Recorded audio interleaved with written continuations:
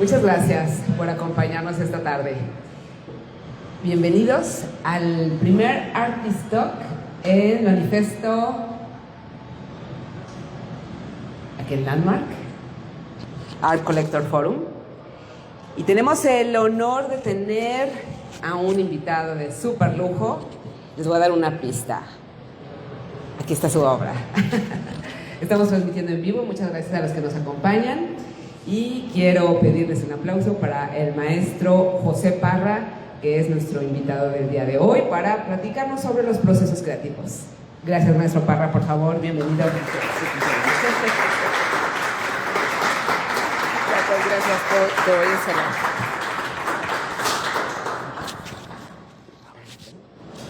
por Ahí está. Aquí, muchas gracias. ¿Eso es tuyo? Sí. Sí. Ya me gustó. Qué bueno, gracias. Hola, ¿qué tal? Muchas gracias por estar aquí y por poder compartir este momento. Para mí es muy importante agradezco la invitación, de verdad. Para mí significa mucho abrir como este ciclo de pláticas que creo que son muy importantes porque, ¿saben qué? Es una manera en la que la misma comunidad se nutre de sí misma. Finalmente creo que estamos aprovechando un momento histórico que nos dan las redes sociales y oportunidades como esta de poder intercambiar ideas y de conocer cómo funcionan de repente esos procesos creativos que te llevan a un resultado tal, y qué partes uno puede ir absorbiendo para también aplicarlas. Yo he aprendido muchísimo, pero muchísimo, no solamente de los compañeros, sino también de toda la gente que está alrededor del mundo del arte. Aquí veo a varios y créanme que he aprendido muchísimo de la manera en cómo estructuran sus ideas, de cómo las llevan a cabo, de cómo las cristalizan, de cómo organizan su pensamiento, e incluso aprendo de esas diferencias entre una forma de pensamiento y otras. Aquí, no voy a darnos, pero hay un amigo aquí presente que tiene una capacidad de estructurar el pensamiento perfectamente clara y que lo pone todo en estantes y le pone, nombre, etiqueta, y lo organiza de manera bellísima. Y yo, por ejemplo, de esas formas he tratado de aprender lo más que puedo, e incluso aprender también de la diferencia. Yo a veces me pregunto si ese es mi proceso. Yo a veces pienso que soy como una especie de licuadora en donde de repente a lo mejor no está todo completamente etiquetado, pero sí está ahí en el cuarto, y de repente el cuarto se bate de vez en cuando y de pronto le cae un sombrerito de Arlequín a una muñeca Barbie, ¿no? O sea, y de repente, mira, ahí hay una muñeca ahora con un sombrero de Arlequín y pum, ¿no? Te vas por ahí. Entonces, yo creo que es un cuarto un poquito desordenado, pero a veces ese desorden permite esa estructura que se podría conseguir como creativa. La creatividad, finalmente, no hay nada nuevo bajo el sol, sino es la forma de componer, la forma de arreglar las cosas, lo que tal vez nos hace diferentes. Me gustaría comenzar con una frase que a mí me encanta y que me hace pensar cosas distintas cada vez que la escucho, que es se me fue el nombre, es contemporáneo de T.S. Eliot, Wallace. Se me fue el nombre. Te digo, tengo una pésima memoria, la verdad. Y es que precisamente es un poco de lo que hablaba. Tengo en esta cuestión de, no solamente en el arte, sino en la vida, hay que aprender cuáles son tus capacidades y hay que ver cuáles son tus limitaciones y cuáles son tus ventajas. O sea, porque también no se trata de tirarse al suelo y decir, ay, no, tengo muy mala memoria. Bueno, pero ¿con qué cuentas, no? Entonces, yo, por ejemplo, tengo una pésima capacidad de retención. Yo venía ahorita manejando y todo eso y tenía el nombre del poeta, pero aquí, y de repente ahorita se me fue. Así pasa. Y así funciona a veces la mente de muchos de nosotros. Pero si no cuento con memoria, porque tengo que confesar que si contara con un poco más de capacidad de poder retener algunos conceptos y de retener, de fijar nombres, números, a lo mejor me dedicaría a las ciencias, porque las ciencias tienen muchísimo de creatividad y me encanta. Yo les confieso que yo de niño quería ser científico. Hay tres cosas que quería ser de niño. Quería ser científico, quería ser escritor y director de películas. Y la tercera no me acuerdo porque les dije que no tengo memoria, entonces la verdad no la recuerdo. Pero quería hacer eso y finalmente la vida me llevó por ese camino. Yo les confieso que al inicio, mi padre es pintor. Mi padre es, de hecho se está viendo este live porque estamos también en Instagram. Le mando un súper saludo y un abrazo desde Guadalajara, él está en Puerto Vallarta. Yo de niño veía a mi padre y lo veía todos los días con una camisa manchada en su estudio, con esa vida bohemia y todo eso. Y yo siendo un niño que quería hacer películas y que quería eso, o sea, yo no encontraba mucha relación de repente. Yo veía el mundo de mi papá, yo veía que todos los niños iban a la escuela con sus papás y los papás con corbata, y acá, y yo decía, ay, qué raro, no, yo tal vez no quiero ser así cuando sea grande, ¿no? De repente me resistí mucho al mundo de la pintura, hasta que finalmente, y gracias a mi padre, y gracias a la manera en la que me fue llevando poco a poco, me di cuenta que precisamente eso que quería hacer, escribiendo y dirigiendo películas, lo podía hacer perfectamente a través de la pintura, porque la pintura tiene un carácter narrativo impresionante. Sobre todo, el arte de la pintura que podemos situar, sobre todo en el barroco, sobre todo el barroco creo que es la punta del iceberg, si podemos decir, de la narración en el arte de la pintura. La pintura empezó a hacerse un poco más matérica ya entrando al siglo XX, pero durante el barroco hablamos de que el ser humano se comunicaba a través de ese lenguaje y se comunicaba de una manera exquisita. O sea, porque de pronto te das cuenta que las imágenes cobran sentido y cobran más de un sentido y que de repente tienen esta especie como de vas hurgando y le vas escarbando y te vas dando cuenta de que hay críticas a la iglesia frente a la iglesia. Te das cuenta que, por ejemplo, en esos crucifijos de repente hay una alta dosis de sensualidad homoerótica, y te das cuenta que en esas, empiezas a escarbarle y te das cuenta que hay un mundo impresionante en todo ese periodo, que es el que a mí, por supuesto, más me gusta y por eso hago lo que hago. De hecho, parte de esta plática un poco es para compartir un poco cuál fue este periplo que me ha llevado a hacer ahorita lo que he estado haciendo, y cómo va cambiando, porque finalmente todo es una herramienta. Yo, pese a esos altibajos que todos tenemos, pese a que hubo más de una persona que me dijo, no, es que tienes que pintar otra cosa. Bueno, es que yo pintando esto me siento cómodo. Y no solamente me siento cómodo, es la forma en la que ahorita puedo decir lo que quiero decir. Y de manera muy eficiente. Porque a manera de lo que hace, pensemos en Alma Tadema, te lleva a un paraje lejano en el tiempo y lejano en el espacio. Alma Tadema, por ejemplo, les llevaba a los ingleses del siglo XIX, de esa época victoriana rígida, en donde incluso las mesas, los manteles tenían que llegar hasta abajo para que no se viera la pata de la mesa, ¿no? Entonces, Alma Tadema lo que hace es lleva a los ingleses burgueses de esa sociedad rígida, los lleva a la Roma a la distancia y a la Roma en el tiempo, ¿no? De repente por eso ves esos paisajes idílicos en esas joyas arquitectónicas, porque de repente para ellos era una especie de vía de escape. Y mediante esas vías de escape, creo que el arte lo que hace es confrontar al espectador de una manera un poco más segura, se podría decir, porque hay otros periodos también en el siglo XIX, con Courbet, por ejemplo, en donde ya se llega al realismo y el arte te dice, mira, aquí están los picapedreros, ¿no? Y esto también es la realidad, y aquí está esto, y que es muy válido. Importante, una filosofía, una tendencia en el arte no invalida a la otra. El hecho de que pensemos en un arte idílico no invalida el arte realista, así como el arte realista no invalida lo demás.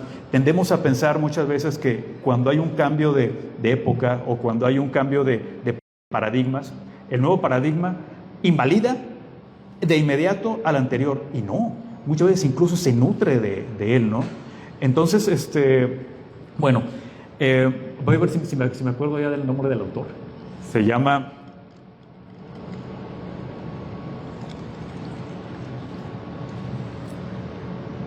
Y por eso siempre traigo mis notas, fíjate, pero ahora ya se me olvidó.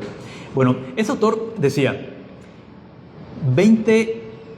es más, si alguien en la red a lo mejor por ahí como va a regañar, ¿cómo que se sabía? Bueno, 20 personas cruzando un puente para llegar a un pueblo son en realidad 20 personas cruzando 20 puentes para llegar a 20 pueblos. La experiencia es siempre individual. O sea, ahorita estamos aquí, un grupo de amigos, y cada uno de nosotros está pasando por una experiencia completamente distinta, porque la manera en la que leemos los signos, en la que interpretamos nuestra realidad es completamente distinta. Incluso hasta hermanos de una misma familia tienen experiencias completamente distintas de vida. Y eso es precisamente a donde, si me permiten una conclusión adelantada, es a donde quiero llegar con esto. Que para la creatividad, o parte de lo que buscamos en esta cuestión de la creatividad, es precisamente ver toda esa parte que hace de nosotros un ente individual y no estandarizado. Pese a todos los intentos del sistema que ha tenido por estandarizarnos, no somos estandarizados. Tenemos una individualidad muy marcada, y muy marcada por nuestra historia y por la manera en la que cada quien interpreta su realidad. Y creo que eso es lo que podemos tomar como una especie de ahí es donde podemos aferrarnos para encontrar aquello que nos va a hacer diferentes, y aquello que nos va a ayudar a encontrar soluciones distintas a nuestros problemas. Porque la creatividad no solamente se requiere para las artes, no. La creatividad se requiere para las ciencias, para los negocios. O sea, ¿cuántos negocios no han podido salvarse gracias a soluciones creativas? O sea, hablemos, por ejemplo, de, no sé, la gente que de repente se dio cuenta que su verdadero negocio, vamos, yo siempre pongo este ejemplo, pero imaginemos que Kodak de repente se hubiera dado cuenta que su negocio no era la fotografía en papel, sino la imagen, y ahorita a lo mejor no estaremos transmitiendo en Instagram, estaremos transmitiendo en Kodak, ¿no? O sea, ahí hubo falta de creatividad y falta de visión. Entonces, esta manera de estar abiertos y de estar, creo que es importante en todos los aspectos de la vida, y más en esto.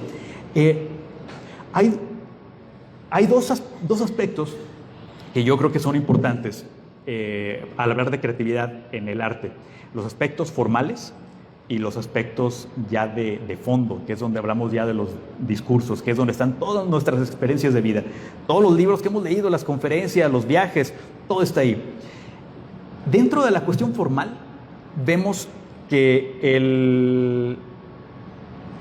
vemos todo lo técnico, vemos las soluciones estéticas que tiene cada autor, y que en las que de repente te vas dando cuenta que el objetivo en el arte no es hacer una copia de la realidad. Ya lo decía Aristóteles, el objetivo es escudriñar en esa esencia oculta de las cosas. Si tenemos que pintar algo, es pintar la esencia oculta de las cosas, sacarla a la luz. De otra manera estaríamos haciendo una fotografía que no está mal. La fotografía sigue siendo un elemento creativo, sigue siendo una herramienta, pero cuando hablamos de pintura, si dotamos a la fotografía, si le llevamos al lenguaje pictórico, le estamos añadiendo algo que la fotografía no tiene. Vamos, yo soy un pintor figurativo, como muchos de aquí, y para nosotros la fotografía es una forma es una herramienta. E incluso, si vemos la forma en la que ha evolucionado esta herramienta en tan poco tiempo, y hablamos aquí de el espacio de una vida, en la vida de un servidor, no les voy a decir mi edad, pero ha variado bastante. En los 90s, por ejemplo, yo recuerdo que para poder componer, uno tomaba referencias pues de donde podías. O sea, tomabas referencias de revistas, de fotografías que habías sacado con tu Kodak o que habías impreso en Farmacia de Guadalajara, pero realmente era sumamente limitado. Si nos ponemos a pensar, yo les voy a comentar, me tocó ver la obra en el Exconvento del Carmen de uno de los mejores pintores de Guadalajara, y cuando vi la imagen del personaje, que era un personaje cayendo, me di cuenta inmediatamente que era un futbolista. No recuerdo el nombre del futbolista porque soy muy malo para eso. Si no, estaremos festejando ahorita el Atlas. Pero era un futbolista y había visto la imagen en la misma revista y sabía que era el mismo porque era la misma luz, el mismo todo. O sea, y lo recuerdo bien porque yo estuve a punto de tomar a ese futbolista de esa revista para también convertirlo en una pintura. Aquí el asunto es de que ambos, tanto un servidor como este autor, tomaron la imagen del futbolista, tomaron la luz, tomaron todo eso y lo transformaron. Hicieron lo que se supone que Aristóteles nos dice, ¿no? Están reinterpretando una parte de la realidad, le están resignificando y ese personaje, al momento de pasar al lienzo de este gran pintor, dejó de ser un futbolista, era un personaje cayendo al vacío. ¡Wow! ¡Qué maravilla! Ahora, esas eran las herramientas con las que contábamos. Y yo recuerdo que, ya que estamos en confianza, yo recuerdo que en el 2000 todavía yo me propuse hacer yo dije, yo bien valiente, dije, voy a hacer un desnudo. Ok, dije, ¿y cómo lo vas a hacer?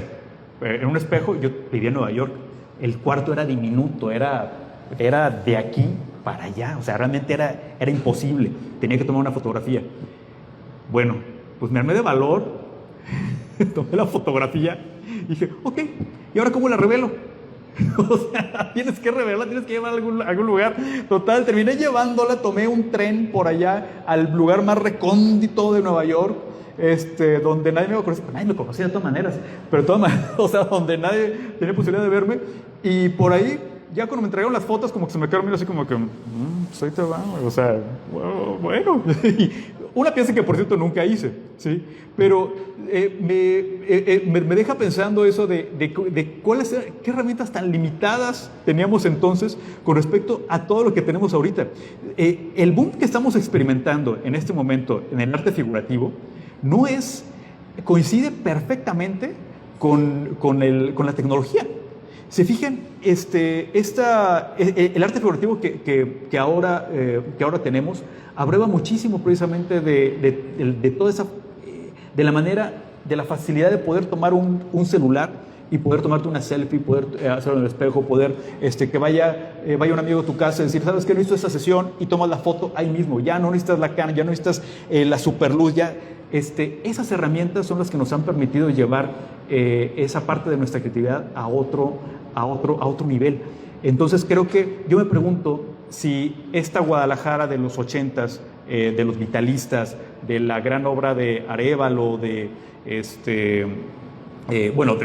todavía por supuesto de Luis Barsoto y los grandes vitalistas, si hubiera sido distinta, si hubiera tenido esta herramienta. Es una pregunta, digo, porque a mí me encanta esta parte, pero recordemos que era de una Guadalajara también que estaba,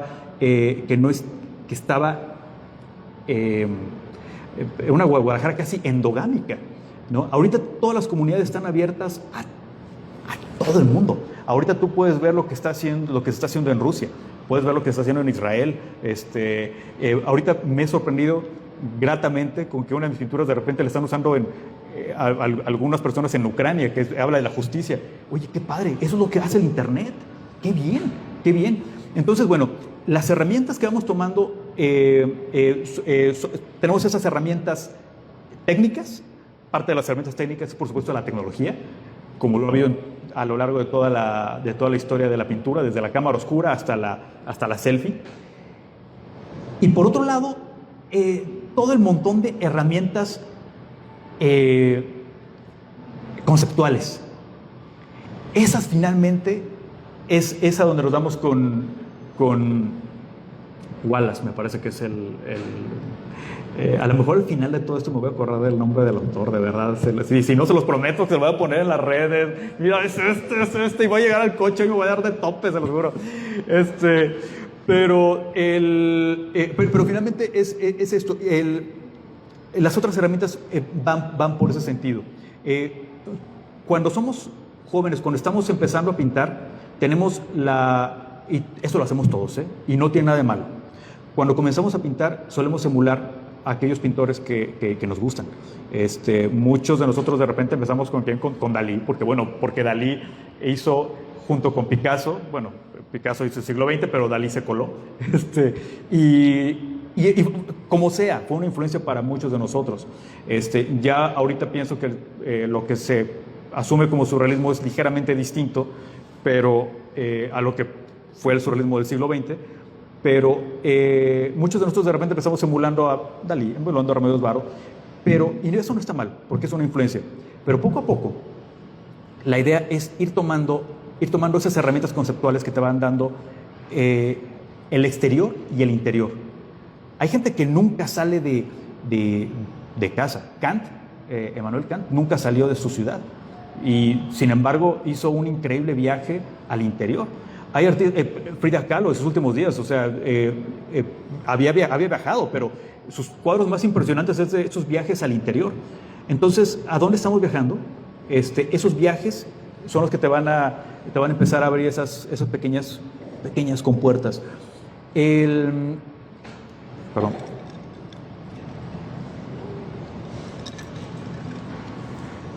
Y sobre todo, esa cuestión de encontrarse contigo mismo. En mi caso, yo me di cuenta que se empezaba a decantar algo cuando empecé a ver que lo que hacía se ponía cada vez más en contacto con eso que yo era.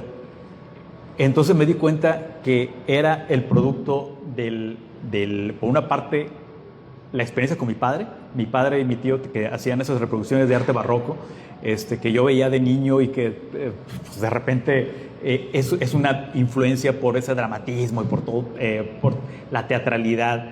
Pero también de repente me puse en contacto con esa parte de niño, con esos cuentos que me contaba mi abuela de niño. Ella solía tomar la primer página del cuento y a partir de ahí dejaba el libro. Bueno, ella continuaba con el libro aquí, ¿no?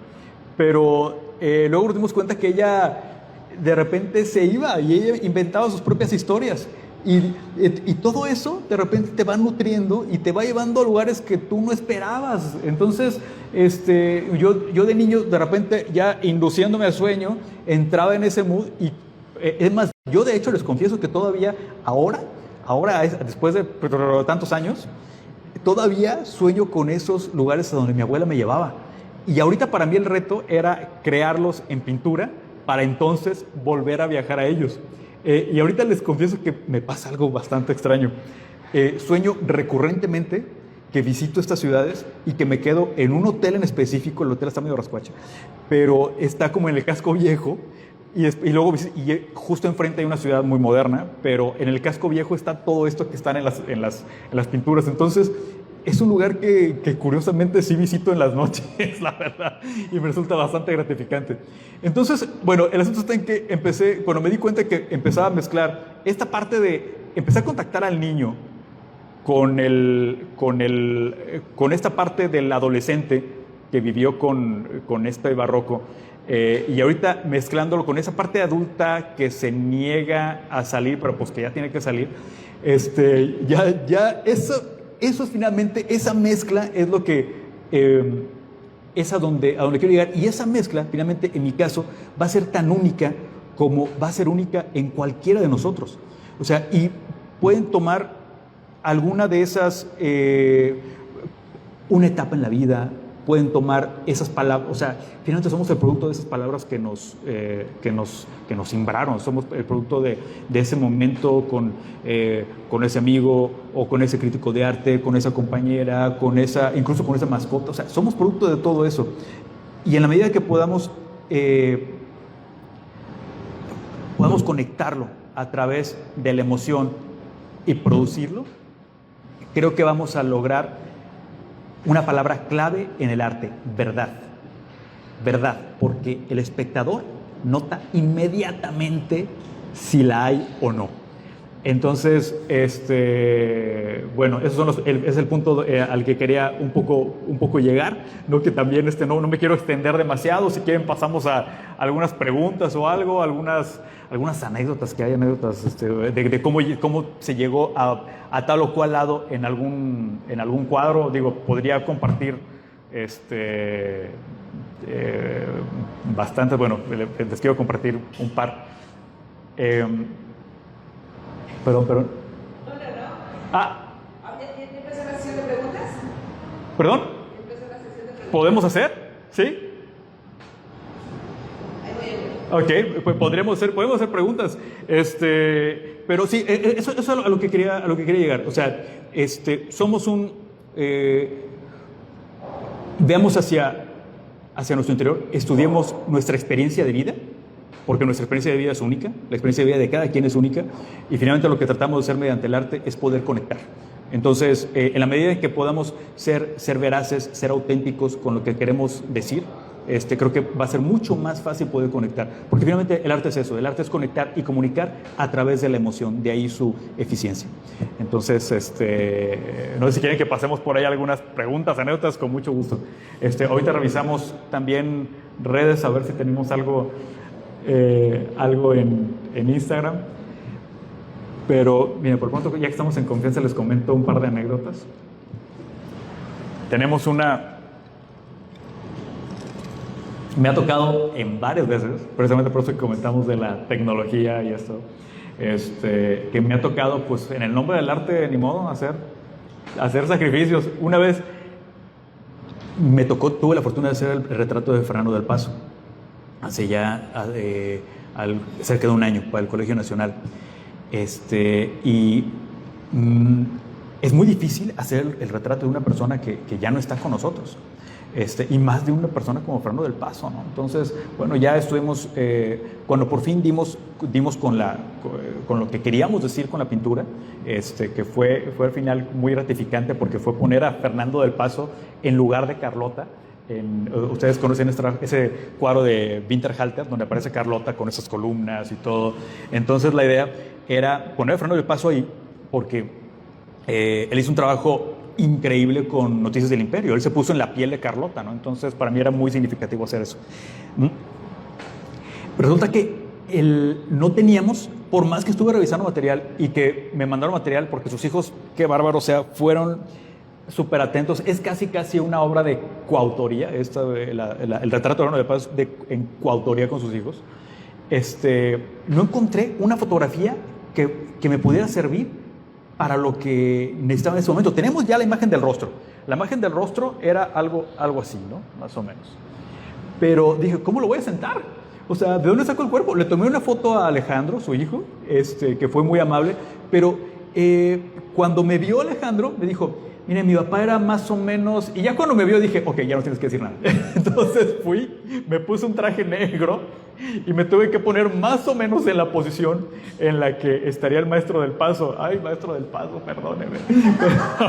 Entonces ya me puse más o menos en la posición. Por supuesto que ya las manos que aparecen ahí son las manos de un servidor, pero tratando de emular las manos del maestro del Paso, con los guantes del maestro del Paso, esos guantes rojos que les quitas las puntitas para que se puedan ver los dedos. Entonces, realmente es una especie de híbrido.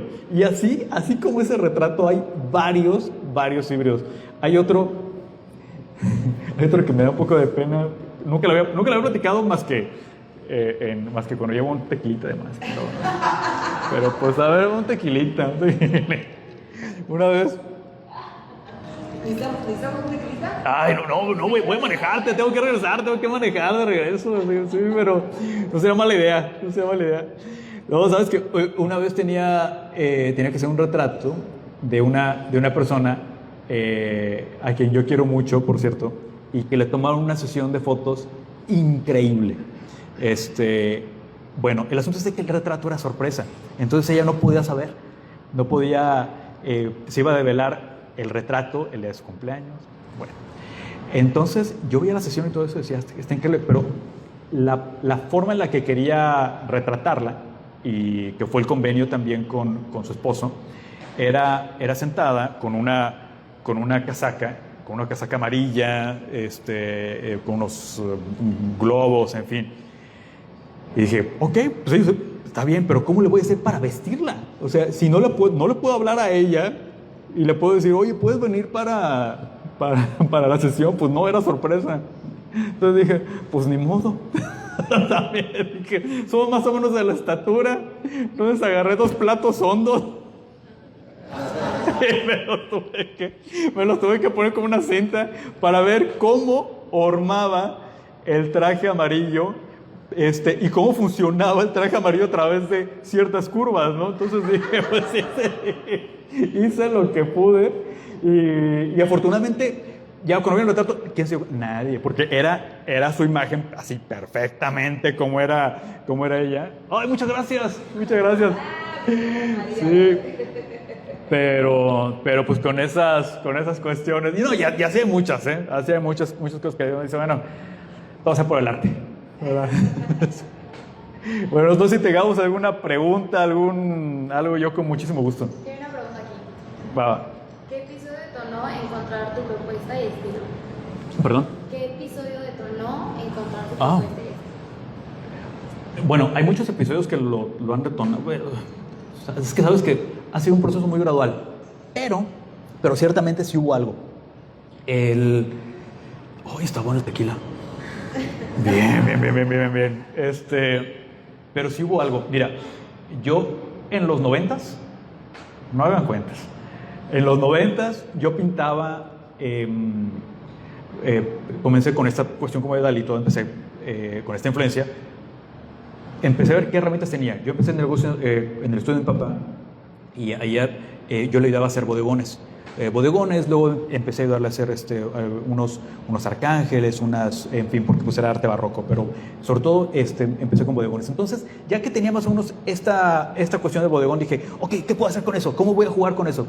Y empecé a hacer que las frutas volaran y que salieran de jarrones y de repente una mujer se volvía jarrón y cosas así, ¿no? Iba más o menos por ahí cuando llego a Estados Unidos con un crítico de arte que se llama Grady Harp, y él me dice, ¿por qué estás pintando esto? Y yo, no, pues es que era talavera, fruta, todo eso, ¿no? Yo, es que sabes que yo soy mexicano y yo quiero algún día que si esto se llega a conocer aquí y allá, o sea, que la marca México y México, rara, ¿no? Entonces Grady como que me dijo, a ver, espérate, mira, lo mexicano, o sea, no tienes, no me lo dijo así, pero es lo que quiso decir un poco, no hay que ser panfletario, ¿no? Lo mexicano va a salir. O sea, ¿por qué? Porque nosotros tenemos una cultura tan rica, una cosmogonía con tantas contradicciones o sea, que eso tarde o temprano sale. Entonces me dijo, tú sé libre de hacer lo que quieras, o sea, México se va a filtrar, no te puedes. Y sí, efectivamente, o sea, el barroco es parte de nosotros. Y todo eso que se ha ido filtrando por ahí un poquito el color. Este tipo de cosas, por ejemplo, la pieza que está aquí atrás, no se pudo haber hecho pese a que está inspirado en algunas cosas del barroco, algunas cosas por supuesto, del Renacimiento, siglo XIX, pero no se pudo haber hecho en ninguna de esas épocas. Entonces, ya tiene pequeños contextos, pequeños detalles que son muy, muy ya de nuestra cultura. Estaba yo en esas cuando hago un arlequín que me quedó espantoso. Entonces, me frustró tanto que destruí la pieza y volví a hacer otro. Y así, hasta que una vez que hice el tercero, dije, quiero saber en dónde vive este arlequín. Entonces, ya la imagen de Arlequín, quiero saber dónde vive. Y una vez que empecé a preguntarme dónde vive, empecé a ver cómo son las casas ahí, cómo son las calles ahí, qué personajes. Entonces, fue como meterme. El Arlequín fue el que me llevó como una especie como el conejo blanco Alicia. Me llevó al hueco y de repente, no sabía que había todo esto aquí, ¿no? Entonces, y ahí fue cuando me contacté con esos cuentos de mi abuela, y ahí fue cuando me contacté con el barro. O sea, ahí fue donde encontré todo eso, a través de ese pequeño arlequín que me fue llevando por ahí, y ahí, ¡pum!, descubrí algo. Ahorita, por ejemplo, estoy en otra, son herramientas finalmente. Ahorita estoy empezando a mezclar herramientas. Y ha habido otros elementos también. Por ejemplo, me tocó estar en Nueva York con las Torres Gemelas. Entonces, a partir de ahí, el mundo se volvió súper raro, la verdad. O sea, porque estar contemplando ahí era como, bueno, aquí estamos en Landmark, era como de aquí de Landmark a Avenida Vallarta, más o menos. Más o menos esa era la distancia a la que yo estaba de las torres. Es como, neta, güey. O sea, estaba yo presenciando algo histórico, raro. Yo pensé que era una película. Pensé que era... aparte, desde ahí tengo que confesar que no me subo a los aviones. Me he subido, pero me tengo que subir súper ebrio. Y ese tipo de... O muy dopado. Ajá. Y ese tipo de cosas te marcan. De repente pasa lo de las torres y de repente torres cayendo se empiezan a aparecer en las pinturas. Y no solo eso, empieza a ser más absurdo. Todo lo que empieza a pasar en la obra comienza a ser más absurdo, e incluso el tipo de humor también comienza a ser un poco absurdo, porque me encanta el humor en la obra. No es lo mismo que sea una obra chistosa a encontrar tintes de humor en una obra. Entonces, de repente, la diferencia es, tú podrías, por ejemplo, tomar esta pieza y la pieza en sí no es para que produzca risa, pero si le pones algunos globitos con ¿cómo se puede decir? Con diálogos, te puedes dar cuenta que pueden estar pasando muchas cosas ahí. Entonces, ese es el tipo y así, es más, les voy a decir algo. Esto es también información confidencial. La cornucopia que está ahí a los pies de este personaje, porque él está finalmente entre la tierra y lo mental. Está entre lo que, o sea, es tal cual, los pies y la cabeza. Los pies al producto de la tierra, la cabeza al producto de la mente. Por eso están los papiros y todo eso, porque es lo que se escribe, lo más abstracto. Y curiosamente en la cornucopia vemos dos emojis que, si se acercan bien, los van a reconocer bastante. Hay dos emojis que pueden estar hablando de lo que está a punto de pasar sobre la mesa. Entonces, pero digamos que uno es un duraznito y el otro es cuál es. Este tipo de cosas me encanta ponerlas en la obra. O sea, cosas que de repente dices, un momento, ¿qué estoy viendo? Ok, o sea, me gusta mucho que la obra sea como caballos de Troya, que yo, por ejemplo, a través de esta obra y a través de esta distancia que comentaba un poco, que establece, por ejemplo, artistas como Alma Tadema, esta distancia entre el tiempo, el lugar, te permite hablar de cosas de ahorita y ponerlas enfrente del espectador sin que, ¿sí?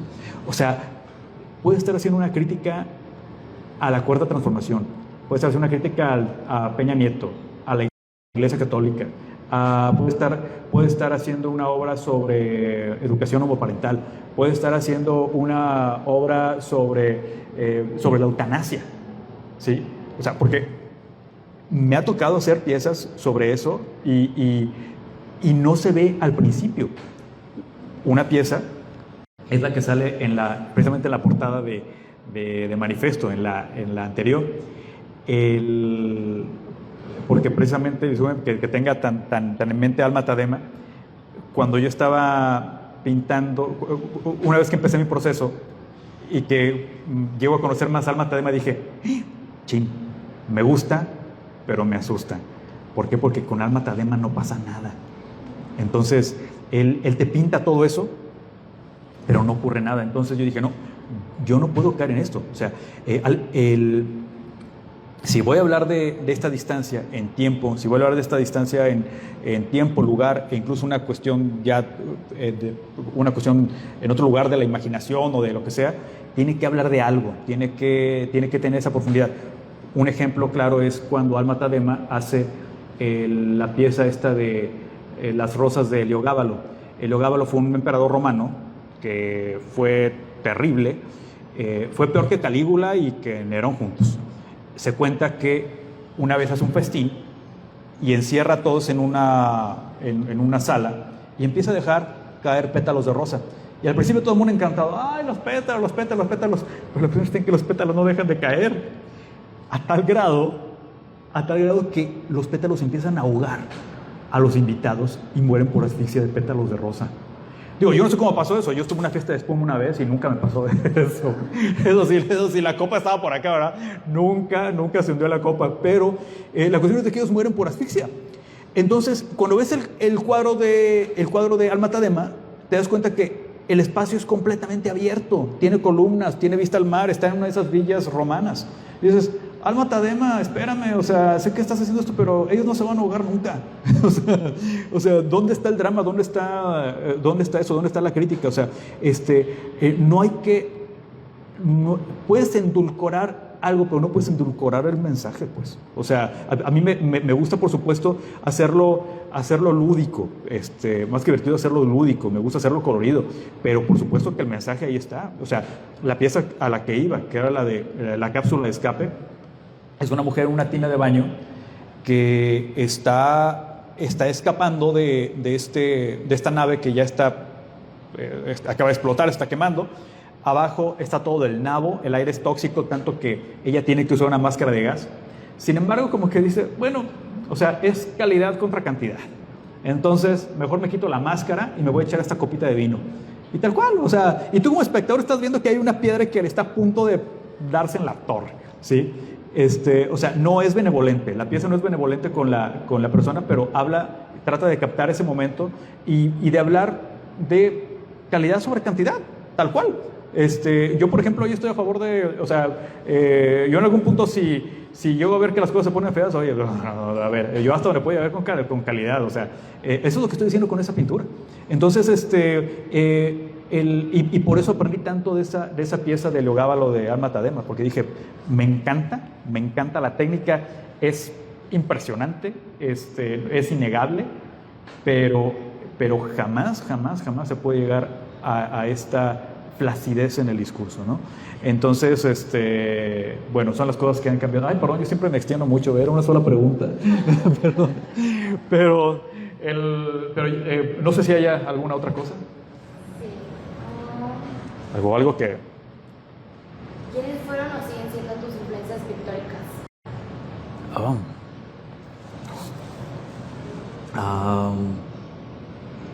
Es que son tantas, la verdad.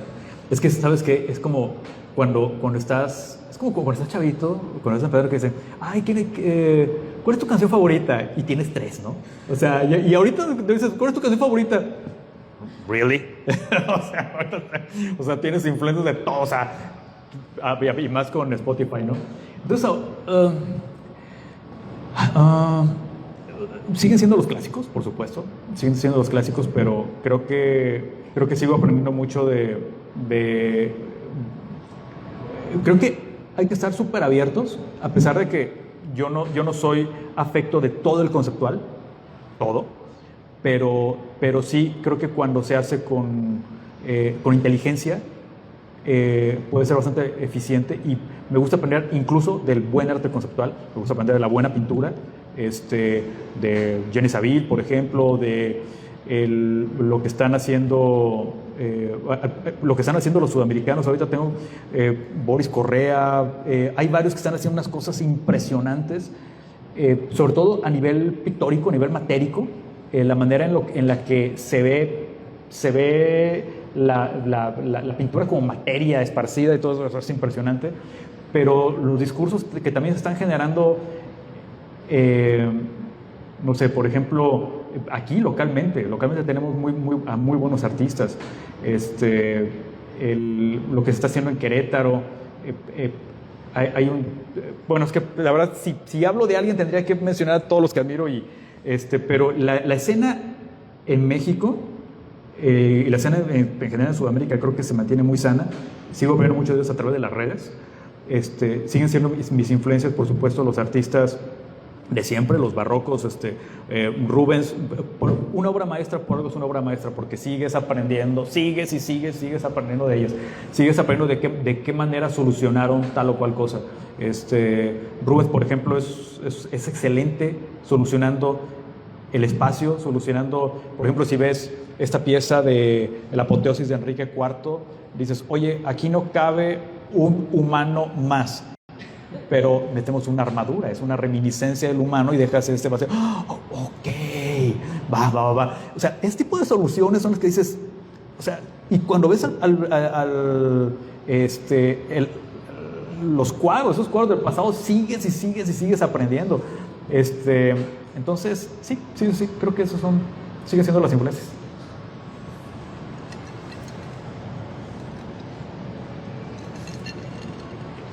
Tengo una pregunta más para.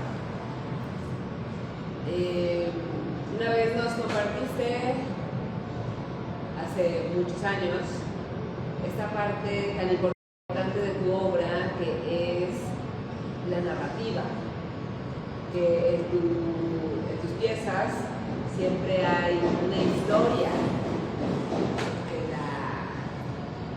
que la puedes recontar cada vez que la aprecias. Cuéntanos un poquito sobre esta parte de que no toda la obra figurativa es narrativa y que lo tuyo es un realismo en donde la narrativa es lo que impera y que es parte de lo lúdico, ¿no? Exacto, y es un poco, bueno, para quien nos ve en Instagram, es hablar sobre la pregunta, sobre la cuestión narrativa de la obra, y si toda la obra, sí, efectivamente, no toda la obra es, la narración es solo un fragmento y solo una herramienta de la pintura. La pintura abstracta tampoco es narrativa, ni toda la pintura figurativa es narrativa. A mí me encanta eso porque es parte tal cual de mi historia, porque yo desde niño quería ser director y productor de películas, quería escribir todo eso. Entonces, para mí, pintar es una manera de hacer películas con óleo, hacer películas en una superficie. Por eso tú ves una pintura y te habla de un antes, de un durante y de un después, como ocurre con la obra de Rembrandt, por ejemplo. Bueno, es lo que trato de emular. La obra de Rembrandt, de repente tú ves a un personaje que está cenando y de pronto sale una mano por detrás y empieza a escribir unas letras en oro y el hombre se voltea y se sorprende. Y de repente describes toda una escena y es una sola imagen. Lo mismo con Balaam y el burro, lo mismo con la ronda de noche. O sea, todos describen estaba pasando esto cuando ocurrió esto y posiblemente tal, ¿no? Y además hay un montón también de meta lecturas. O sea, de pronto me gusta mucho que tú puedas ver una pintura y que si le escarbas un poquito más, descubras más y más y más y más. De ahí, yo una vez platicando con Grady Hart, que fue un punto de inflexión en mi carrera, tanto Grady Hart como Neil Zuckerman, ya desafortunadamente falleció hace un año. Grady Hart me comentaba que yo tuve en contacto con él en los 90s, finales de los 90s, y me decía, mira, todo lo que se está haciendo ahorita, todo el arte posmoderno es así. Tienes un rostro, tienes la imagen de un personaje con el fondo azul, con el fondo así, con el fondo gris, y no pasa nada. Si tú logras hacer a través del fondo que exista un diálogo entre primer plano y entre primer y segundo plano, van a empezar a ocurrir cosas, y eso es precisamente donde vas a encontrar narrativas. Y entonces ya me mostró su galería y ¡oh! ¡Wow! O sea, empecé a ver, estaba el trabajo, por ejemplo, ay, Dios mío, esta memoria. Pero me tocó ver trabajo de pintores americanos muy importantes ahorita, con una calidad narrativa impresionante, y eso fue en los 90s. Y esa parte se me quedó clavada, se me quedó incrustada en la psique. Y otra cosa que también se me quedó muy grabada, que bueno, esto no me lo dijo personalmente, pero yo la escuché, es la gran Raquel Tibol, que dijo, un buen cuadro es aquel que ves, que te da... que puedes ver de manera distinta cada vez que estás frente a él.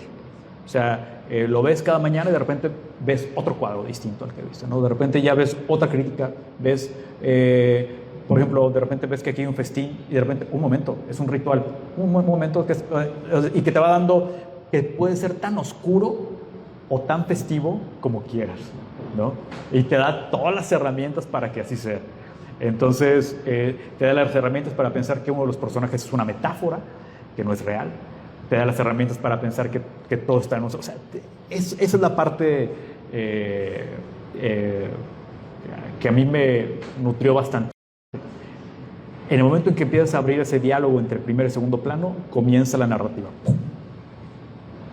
Y es una afición, o sea, como comentábamos hace rato, el hecho de que el arte para alguien sea de tal manera no invalida otras formas de arte, como se tiene esa concepción bastante errónea, ¿no? De repente decimos, no, es que cuando llegó el modernismo, no, todo el arte del pasado no vale, ahorita lo que vale es esto. No, espérame, o sea, el arte del pasado vale tanto como lo que está haciendo ahorita. Y el posmodernismo, no, el arte moderno, no, espérame, es que también esto, o sea, todo esto, una cosa no invalida a la otra, pues. Y bueno, no sé si hay algo más. Yo quiero hacer una pregunta. ¿Cómo le haces cuando tienes un bache creativo? ¿Cómo le haces para salir de ese bloqueo creativo que... Ay, ya sé. ¿Sabes qué? Aquí hay Ay, es que eso es una súper pregunta, porque todo nos pasa. Bueno, yo me pongo a lavar trastes. Es muy bueno, ¿eh? Es muy bueno ponerte a lavar trastes. Sí. Pero antes de eso, hablaba un poquito de ese cuarto de tiliches, que es a veces la mente. Entonces, creo que lo importante es, por una parte, tratar de meter buenos tiliches. Digo, no es lo mismo ver Sabadazo que de repente leer un libro de... no sé, les soportaba la edad de ser, no sé. Entonces, meter buenos tiliches, pero de repente salirte, es una mezcla entre input y tratar de vaciar lo más que puedas. Yo por eso digo que sí es cierto, sí me pongo a lavar trastes. O sea, trato de que la mente no piense en absolutamente nada, o de estar haciendo una actividad que no tenga nada que ver con el arte. Me pongo a hacer ejercicio, lavar trastes, caminar, hacer algo que no tenga absolutamente... Y de repente estás ahí sin la menor intención, o sea, porque la cuestión no es así como que, ay, me voy a poner a lavar trastes para que se me ocurra algo. No. O sea, deja tu mente en blanco. Concéntrate en el jabón acción. O sea, ahí está todo.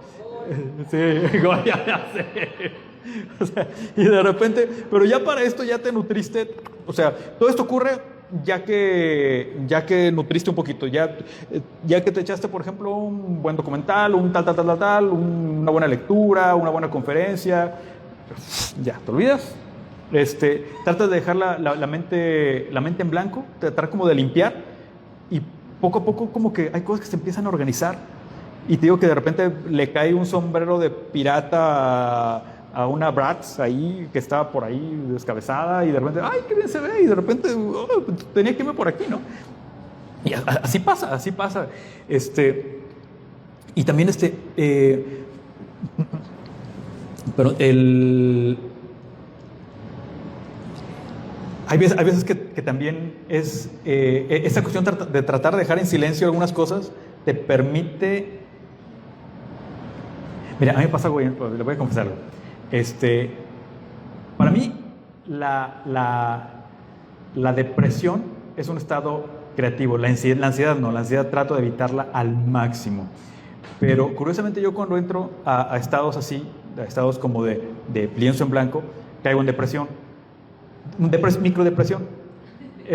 Y cuando caigo en depresión, mi mente se pone en blanco. Y cuando se pone en blanco, empiezan a salir ideas.